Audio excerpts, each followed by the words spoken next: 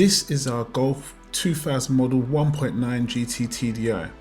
We paid £450 for it from eBay and it came with tax and MOT. In this series I'm going to show you what you can do with a little budget and just a little know-how. And even though it's a little rough around the edges, there's still lots you can do with this car. So watch us make it happen. We bought this car off eBay for spares and repairs. Now the problem the previous owner said it had was a power steering issue.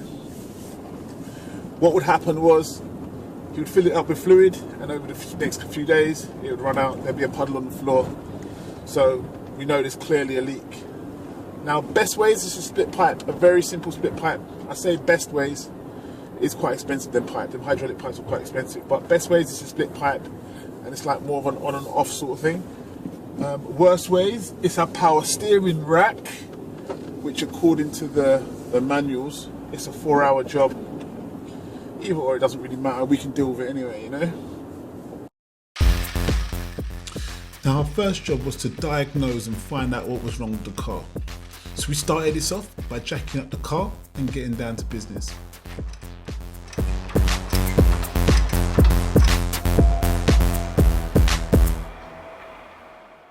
Once the car was jacked up, it was easy to see where the problem was coming from.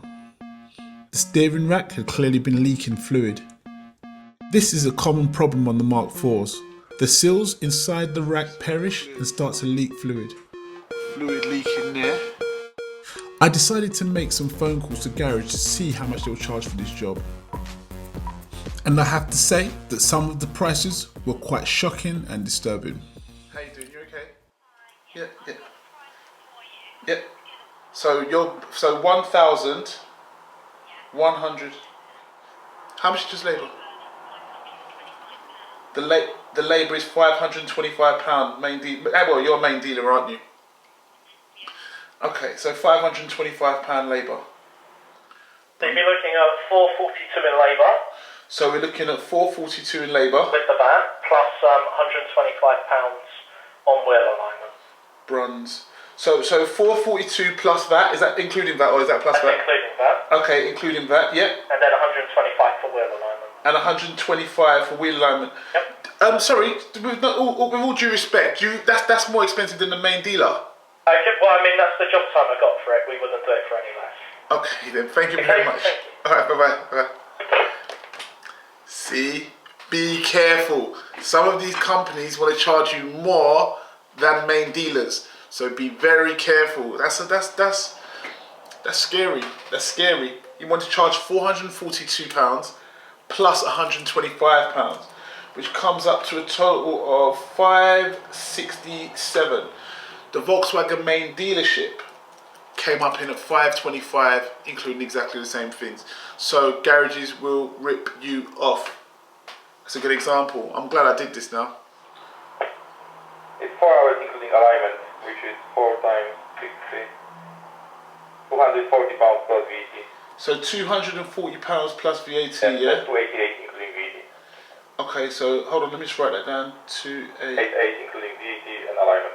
Including VAT and alignment, yeah? I think what we can see is it really does vary. The prices do vary. It varies from main dealer being £1,110 to a side shop or another dealership or another garage place charging more than the dealership. So be careful because these companies will rob you. Then we spoke to another guy. He was £50 an hour. He said he didn't know how long it took, which was good. He was honest. But based on a 4-hour job, like they say, it's £50 an hour. So £50 an hour, £200 plus tracking, they say. But yeah, there is a big variance. So be careful, don't get ripped off by people because it seems like people do want to take your money, but we don't even have to worry about that. We're going to show you how to do it. This is the part where we've changed the steering rack. Now please note the complete video is actually on my channel itself, so you can watch there if you want the full details. But this is just a brief explanation of what happens and it's pretty much the same as what we did before. Start by removing the tie-ins, which is a 19mm socket.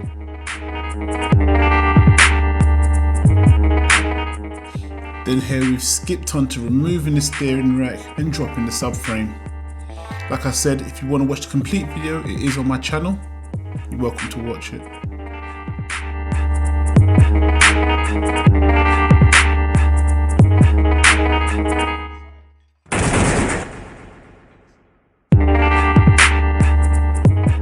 Refitting the steering rack is just a reverse of installation.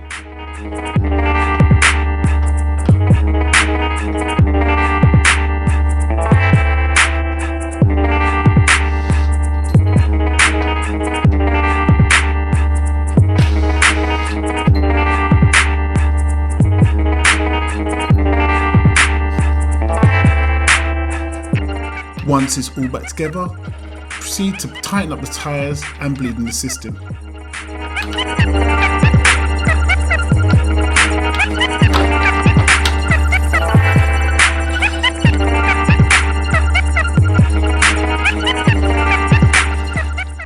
Make sure you get the correct specification for your car and fill the system up with the correct power steering fluid. Oh my God. Then you need to turn your car left and right on full lock to fully bleed the system. You'll see some bubbles come up in the reservoir. This is normal.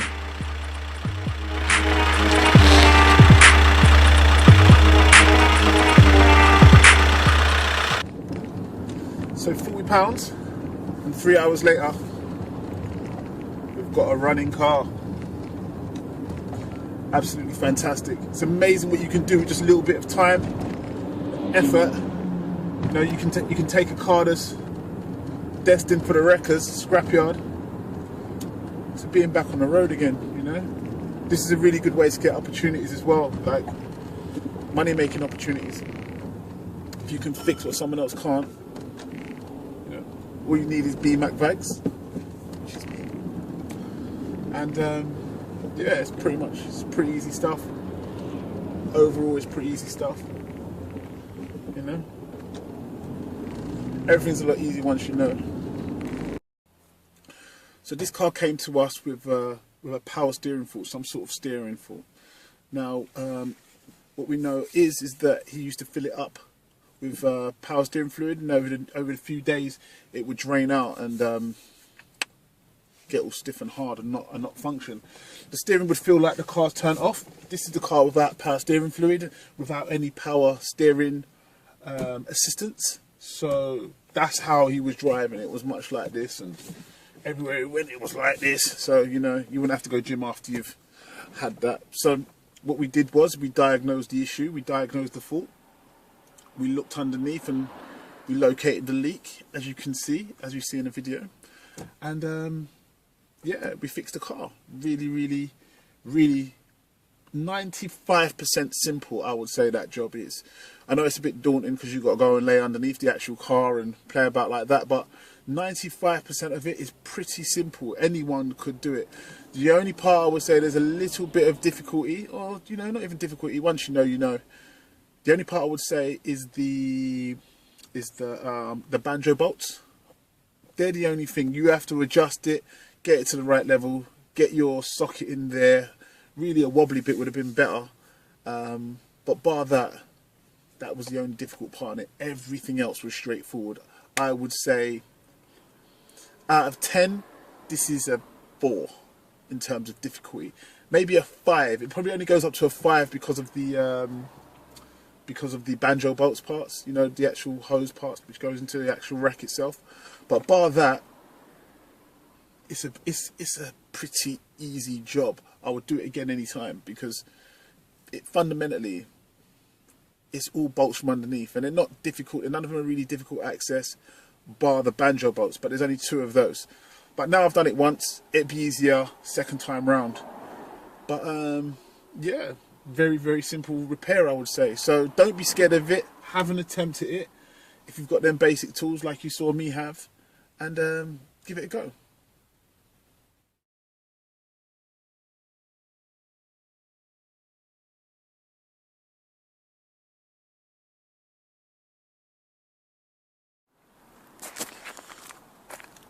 This is what we're putting in next.